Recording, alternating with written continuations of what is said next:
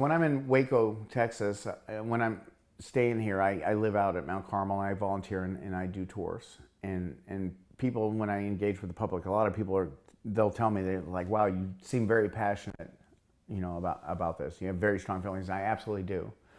And there's a couple, there's more than a couple, but there's a bunch of children died. There's 25 dead children. There's certain aspects of that really, really bother me. You have two trauma-born infants, Gent and Summers. Those bother me. These are children that didn't even get a chance to live. But there's one case that it really, really bothers me the most. And it's really weird how you can have a person that you've never met and it just touches you in a way that you just can't forget it. And it's Crystal Barrios. And when I talk to the public, I make sure I play a little clip of Crystal. So it's been on a couple of the documentaries. If you ever hear the phone call and you hear a little squeaky voice and this little kid comes in and says, "Are you going to come in here and kill me?" And the negotiator's like, "No, hon, no one's going to come in and kill you." And she asks again, "Are you going to come in here and kill me?" And he's like, no one's coming. But they did come in and kill her. Like, they did kill her. It's a fact. It's not even, you can't even dispute it. They can't argue it. This little girl, if you read her autopsy report, Crystal was one of the children that was in the vault, right? And if you read her autopsy report, she had no carbon monoxide in her system. She was crushed and gassed. She had a lethal level of gas in her system anyway. Had she not been crushed, she would have been gassed to death anyway. And I was reading her autopsy report. This is like 2 a.m. I'm reading her autopsy report. Then I flip over the coroner's inquest. I look at the coroner's inquest report and it says cause of death, shot, gunshot wound to the chest. So I'm looking at an autopsy report that says she's crushed and gassed, and I got a coroner's inquest report that says she's shot.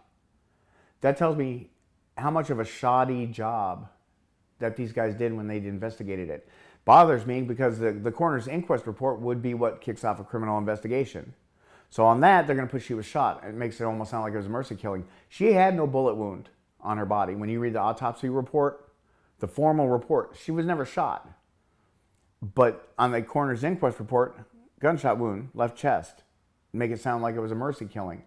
I don't know, like I say, I don't delve into conspiracy theories, but it really bothers me because it shows how sloppy of an investigation that they did. I've seen them spend more time with an individual that gets shot and they'll tape off the apartment complex or whatever and be processing the crime scene for 2 days.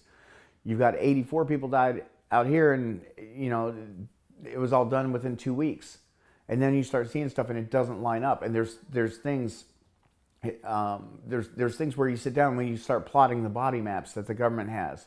And then, there's things and pictures that just don't line up. And there are things that I've come to find where I just cannot reconcile them in any way, shape, or form.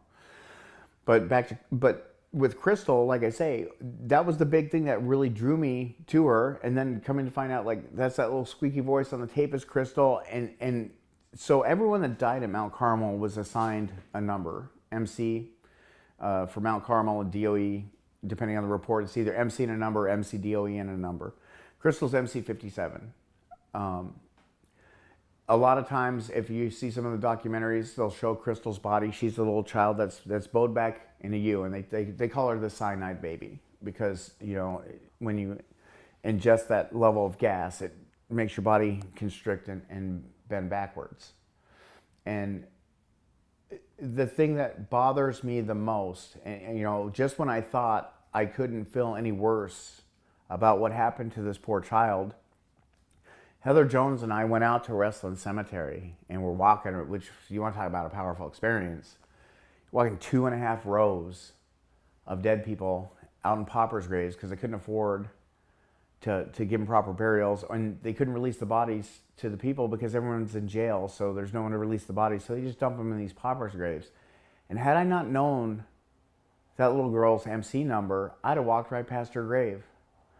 Crystal Barrios' grave is marked MC 57, unknown Martinez Child.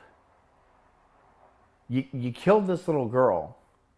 You killed her, and it's not even up for debate. And then you don't even have the common decency to get the headstone right. It's marked unknown Martinez Child, and her name is Crystal Barrios.